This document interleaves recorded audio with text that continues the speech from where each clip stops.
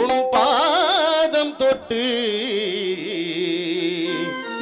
வணங்குகின்றேன் முருகா.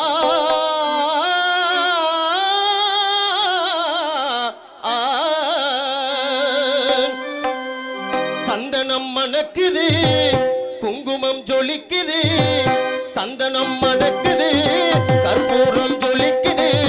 கந்தகிரி கோயில் வந்தார் நன்மையெல்லாம் நடக்குது. கந்தகிரி கோயில் வந்தார் நன்மையெல்லாம் நடக்குது. சந்தனம் மணக்குது, கற்பூரம் ஜொலிக்குது.